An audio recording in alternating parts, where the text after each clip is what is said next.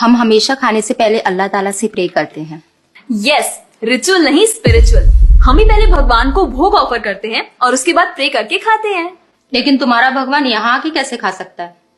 जैसे वो तुम्हारी दुआ कानों से सुन सकता है, वो वैसे ही यहाँ पर आके खा भी सकता है। भगवान का फॉर्म पर्सनल है। अगर वो कानों से सुन सकते हैं तो मुंह से आके खा भी सकते हैं। उनके कान और मुंह दोनों है। शालिनी, तुम प्रे नहीं करती खाना खाने से पहले? नहीं, लेकिन मेरे चाचा ने एक बार कहा था कि हमको वो गॉड ऑफ फूड को और फार्मर्स को थैंक यू बोलना चाहिए। You mean Annapurna Devi? What? God of food. Yes, हमें उन्हें थैंक करना चाहिए और साथ में फार्मर्स को भी। But I believe in watering the roots.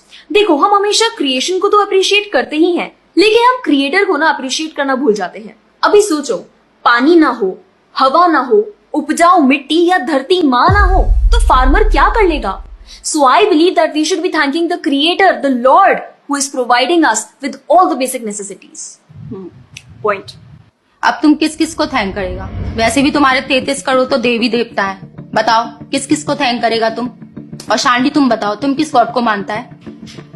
मैं ऐसे किसी गॉड को नहीं मानती, लेकिन I think Shiva is a big god. See, I am very sorry, but आपने अपने वो बड़े भगवान का स्टोरी तो सुना होगा ना, जहाँ वो अपनी मरी हुई वाइफ को शोल्डर पर लेकर पूरे इंडिया का चक्कर लगा रहा है। अब तुम मुझे बताओ, जो गॉड अपनी वाइफ के मरने पे ऐसे कॉमन मैन की तरह रोता है, वो गॉड हो सकता है क्या? अच्छा, maybe I don't know much about this story, but he is very famous and north में तो राम जी भी बहुत फेमस है ना। उनका स्टोरी तो तुमको पता होगा ना, सबको पता है। उनकी वाइफ को रावण ले गया था। हाँ, पता है। अब तुम मुझे बताओ, वो गॉड है? वो अपनी वाइफ को भी अकेला नहीं बचा के ला सकता। उसको अपनी वाइफ को बचाने के लिए भी वानर सेना की हेल्प चाहिए, और उस वानरों को भी तुम पूछता है। I am sorry. और गीता, तुम कृष्ण को मानती हो, और वो तो हर लड़की के साथ रासलीला करते रहते थे। ऐसा कैसा कैरेक्टर है गॉड का जैसे हर लड़की से प्यार हो जाता है? और वो खुद डर के अपना जन्मस्थान छोड़कर चले गए थे। गॉड को कभी डर लगता है क्या? और जिसे खुद डर लग रहा है वो तुम लोगों की हेल्प कैसे करेगा? शिट यार, this is so complicated and confusing. It is confusing because you are following the wrong path. It is very beautiful and sacred. I will show you the right path. Enough, Asifa. I know what you're trying to do. And Shalini, कुछ भी confusing नहीं है। You know what the problem is कि तुझे पता ही नहीं है, क्योंकि तूने आज तक शास्त्र ही नहीं पढ़े हैं। तो पता कैसे चलेगा कि क्या सही है और क्या गलत? जन्म कर्म चा मे दिव्यम एवं योवेति तत्वतः त्यक्त्वा देहम पुनर्जन्म नैति मामेति सो अर्जुना। भगवान की लीलाओं को समझना इतना आसान नहीं है। उसके लिए शास्त्रों का अध्ययन करना पड़ता है, और वो भी एक प्रामाणिक गुरु के अंडर रह के उनकी शरण लेके। अब अगर तुमने शास्त्र पढ़े होते तो तुमको ये पता होता कि शिव जी ने जो इमोशंस उसमें दिखाए थे वो शोक नहीं, विरह था। विरह विरह दोनों सेम नहीं होते क्या? Let's start from the basics. शोक इज मटेरियल एंड विरह इज स्पिरिचुअल। शोक ना दुख की अनुभूति कराता है, whereas जो विरह है उसमें जो सेपरेशन की फीलिंग होती है ना, वो सुख का अनुभव कराती है। भगवान भगवत गीता में ना शोक करने वाले व्यक्ति को मूर्ख बताते हैं। गतासुम अगतासुम्श्च नानुशोचन्ति Pandita. A wise man never laments for the living nor for the dead. Bhagavad Gita chapter 2 text 11। अपनों की मौत पे आंसू बहाना शोक है, लेकिन वहीं रामायण देखते देखते जो आंसू निकले ना, वो विरह है, विरह। और ऐसे विरह से हमारा भगवान के प्रति प्रेम बढ़ता है। तो जिस तरह से शिव जी ने विरह को दिखाया था, उसी तरह राम जी भी सीता मैया के जाने के बाद विरह में भटकते हुए रो रहे थे। और यही नहीं, सीता देवी इतनी प्योर है ना कि उन्हें राम जी के अलावा कोई टच भी नहीं कर सकता था। रावण जिनको लेके गया था वो छाया सीता देवी थी। असली सीता देवी तो अग्नि में समा गई थी, और वो अग्नि परीक्षा के वक्त बाहर आई थी। और आसिफा, तू क्या बोल रही थी? भगवान राम को अपनी पत्नी को बचाने के लिए वानरों की मदद लेनी पड़ी थी। I mean, God is all powerful, right? हाँ, I mean, वो अकेले भी तो मार सकते थे ना। यार शालिनी, अगर तूने कभी रामायण पढ़ी होती तो तुझे पता होता, जब खर और दूषण आए थे अपने 15,000 ऐसे दानवों के साथ जो इंसान को खा जाते थे, उन सब के साथ राम जी ने अकेले बिना किसी की हेल्प के उन सब के चिथड़े उड़ा दिए थे। अब ऐसे राम के लिए रावण को मारना मुश्किल है क्या? हाँ, लेकिन बाद में वानरों की हेल्प क्यों ली? उनको अपनी सेवा में लगाने के लिए, उनकी ग्लोरीज बढ़ाने के लिए। अरे उन्होंने तो एक छोटी सी गिलहरी तक को अपनी सेवा में लगा लिया था।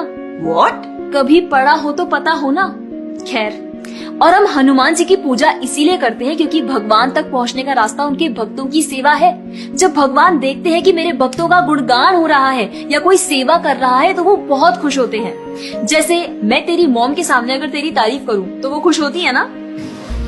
Point. इसी तरह भगवान हमसे खुश होते हैं जब हम उनके भक्तों की सेवा करते हैं, पूजा करते हैं। और रही बात 33 करोड़ देवी देवता की, आसिफा तू मुझे ये बता, what is your favourite genre in movies? Psychological thriller. और शालिनी तेरी? Romantic and comedy. एग्जैक्टली। जैसे हर किसी का अपने नेचर के अकॉर्डिंग फेवरेट जॉनर होता है, वैसे ही भगवान ने हर किसी के नेचर के अकॉर्डिंग व्यक्ति के लिए उसके नेचर के अनुसार वेद और पुराण दिए हैं। और उन्हीं पुराणों को फॉलो करके लोग अपनी देवी देवता की तरफ अट्रैक्ट होते हैं। और ये सभी देवी देवता भगवान की ही सेवा कर रहे हैं। जैसे रोशनी के देवता सूर्य देव, हवा के देवता वायु देव, बारिश के देवता इंद्र देव। जैसे एक सरकार चलाने के लिए इतनी सारी पोजीशंस होती हैं, वैसे ही इस पूरे ब्रह्मांड को चलाने के लिए अलग अलग देवी देवताओं की जरूरत पड़ती है। तो मतलब वो अपनी पोजीशन का मिसयूज करेंगे, किसी भी लड़की के साथ कुछ भी करेंगे, रास लीला करेंगे। Stop it Asifa, now you are crossing the line. तुझे पता ही क्या है कृष्ण के बारे में? जो लोग बोलते हैं कि कृष्ण करे तो रास लीला है, हम करे तो कैरेक्टर ढीला है, उनको बोलो पहले भागवतम पढ़ लें। ठीक रास लीला से पहले भगवान ने गोवर्धन उठाया था। उनको बोलो पहले जाके गोवर्धन पर्वत उठाए। पैदा होते ही पूतना को मारा था, बच्चे से एक मच्छर नहीं मारा जाता। When he was crawling, मुख में ब्रह्मांड दिखा दिया था। तू अपने मुंह में अपना ये हॉस्टल ही दिखा दे आसिफा। क्या तुम जानते हो द्वारका में भगवान श्री कृष्ण की 16,108 रानियां थी और सबके अलग अलग महल थे और हर एक महल में श्री कृष्ण सबके साथ होते थे एक ही समय पर। रोज सारी रानियां कृष्ण से खुश थीं और उन सब की जरूरतें कृष्णा पूरी करते थे। क्या किसी नॉर्मल से इंसान के लिए ये सब संभव है? आज के टाइम पे तो एक ही नहीं संभलती, लेकिन उस टाइम सारी रानियां एक दूसरे के साथ खुश थीं और उन्हें खुश कृष्ण रखते थे। क्यों?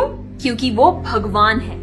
और रही बात ब्रज की गोपियों के साथ रास लीला करने की, तो इतना जान लो कि रास लीला के टाइम पर करोड़ों गोपियां थी और कृष्ण पूरे टाइम हर एक गोपी के साथ मौजूद थे और उनके साथ डांस कर रहे थे एक टाइम पे करोड़ों गोपियों के साथ। ये सब बहुत डीप लीला है और ये सब तभी पता चलेगी जब साधुओं के संग में रह के शास्त्रों को पढ़ा जाएगा। हवा में तीर चलाने से या सुनी सुनाई बातों पर यकीन करने से कुछ नहीं होने वाला। और रही बात अपने भक्तों को बचाने की, तो भगवान ने तो अपने भक्त परीक्षित महाराज को गर्भ में बचाया। 5 साल के प्रहलाद महाराज के लिए नरसिंह अवतार लेकर आए और उनको बचाया। यहाँ तक कि वो अपने गुरुदेव सांदीपनी मुनि के बेटे को मरने के बाद वापस लाए और उनको जिंदा किया। आई एम रियली इम्प्रेस्ड यार। हिंदू होते हुए भी मुझे ये फैक्ट्स पता ही नहीं थे। मेरे पेरेंट्स ने मुझे कभी इन सब चीजों के बारे में बताया ही नहीं। हाँ, पेरेंट्स की तो गलती है, लेकिन हम भी तो वही कर रहे हैं जो उन्होंने किया। We are not learning about our culture, not reading Ramayan, Mahabharat और भगवत गीता। आजकल तो ये सब कुछ रीड करना बहुत इजी भी है and everything is available on our phones. And the problem is that we don't want to learn. और इसीलिए हमें कोई कुछ भी बोलता है और हम उसे मान लेते हैं और अपने बिलीफ को चेंज करने के लिए रेडी हो जाते हैं। एक्चुअली में पता है, किसी का हार्ट ट्रांसफॉर्म करना है तो प्यार से करो, ज्ञान से करो, पैसे और तलवार से नहीं।